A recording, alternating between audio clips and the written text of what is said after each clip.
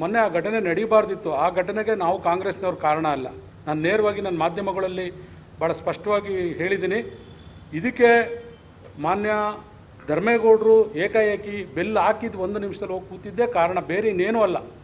ನಾನು ಅದನ್ನು ಭಾಳ ಸ್ಪಷ್ಟವಾಗಿ ಹೇಳಿದ್ದೀನಿ. ಅದನ್ನು ಅವರಿಗೆ ಬಲಾತ್ಕಾರವಾಗಿ ಅದನ್ನು ಮಾಡಿದಂಥದ್ದು ಒಬ್ಬರು ಮಂತ್ರಿಗಳ ಮನೆಯಲ್ಲಿ ಇಂದು ಅದು ವಿಚಾರಣೆ ಆಗುತ್ತೆ. ಎಳೆದಾಡಿರೋದು 2ನೇ ವಿಚಾರ, ಅದು ಮಾಧ್ಯಮಗಳಿದೆ, ನನ್ನದು ಅಲ್ಲಗಳಿಲ್ಲ. ಆದರೆ ಅವರು ಫಸ್ಟ್ ಹೋಗಿ ಕೂತ್ಕೊಂಡ್ಬಿಟ್ರು ಸಡನ್ನಾಗಿ. ನೋಡಿ, ನಾನು ಒಳಗಡೆ ಬರ್ತೀನಿ, ನಮ್ಮ ಕಾಂಗ್ರೆಸ್ನ ಸಭೆ ಸಿದ್ದರಾಮಯ್ಯ ಸಾಹೇಬರ ನೇತೃತ್ವದಲ್ಲಿ ಸಭೆ ನಡೀತದೆ. ಅದು ಮುಗಿಸ್ಕೊಂಡು ನಾನು ಒಳಗಡೆ ಬಂದರೆ ಅಲ್ಲಿ ಕವಟಿಗಿ ಮಠ ಇವರು BJP ವಿಧಾನ ಪರಿಷತ್ತಿನ ಮುಖ್ಯ ಸಚೇತಕರು ಧರ್ಮೇಗೌಡರು ಇಬ್ಬರು ನನ್ನ ಪಕ್ಕದಲ್ಲೇ ನಿಂತ್ಕೊಂಡು ಮಾತಾಡ್ತಾಯಿದ್ರು. ಸರಿ, ಅದಾದ ಮೇಲೆ ಅವ್ರಿಗೆ ಡೈರೆಕ್ಷನ್ಸ್ ಇದೆ ಅಂತಲೂ ಗೊತ್ತಿತ್ತು. ಅದು ಅವ್ರನ್ನ ಕೂತ್ಕೊಳ್ಳೋದಕ್ಕೆ ಹಿಂದೊಂದು ದಿವಸ ರಾತ್ರಿನೇ ಒಬ್ಬರು ಮಂತ್ರಿಗಳ ಮನೆಯಲ್ಲಿ ತೀರ್ಮಾನ ಆಗಿರೋದು, BJPಯ ಮಂತ್ರಿಗಳ ಮನೆಯಲ್ಲಿ. ಇದೇನೇ ಘಟನೆ ಆಗಿದ್ರು ಕೂಡ ಇದಕ್ಕೆ ನಮಗೂ ಈ ಘಟನೆಗೂ ಸಂಬಂಧ ಇಲ್ಲ. ಕಾಂಗ್ರೆಸ್ನವ್ರಿಗೆ ಈ ಘಟನೆ ಏನೇ ಹೇಳಿದ್ರೆ ಅವೆರಡು ಪಕ್ಷದ ಹೊಣೆ, ಸರ್ಕಾರನೇ ಹೊಣೆ, ಸರ್ಕಾರ ಮತ್ತು 2 ಪಕ್ಷಗಳೇ ಹೊಣೆ. ಇಲ್ಲ ಸರ್, ಅದು ಆಗಬೇಕಾಗ್ತದೆ, ಸತ್ಯಶೋಧನೆ ಆಗಬೇಕಾಗ್ತದೆ.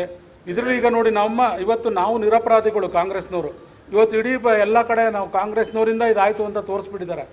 ಆದರೂ ಕೂಡ ಈ ಜನರ ಮನಸ್ಸಿಗೆ ಹೊರಟೋಗಿದೆ. ಅದನ್ನು ನಾವು ಸ್ವಲ್ಪ ಒಟ್ಟಿಗಾದರೂ ಅದನ್ನ ತಣ್ಣಗೆ ಮಾಡಬೇಕಂತ ಹೇಳಿದ್ರೆ ಇದೆಲ್ಲ ಆಗಬೇಕಾಗ್ತದೆ. ಸದನ ಸಮಿತಿ ಅಲ್ಲ, ಇದು ಉನ್ನತ ಮಟ್ಟದ ಸಮಿತಿ ಆದರೂ ನಾವೇನು ಅಲ್ಲಗಳಿಲ್ಲ, ನಾವು ವೆಲ್ಕಮ್ ಮಾಡ್ತೀವಿ ಸರ್.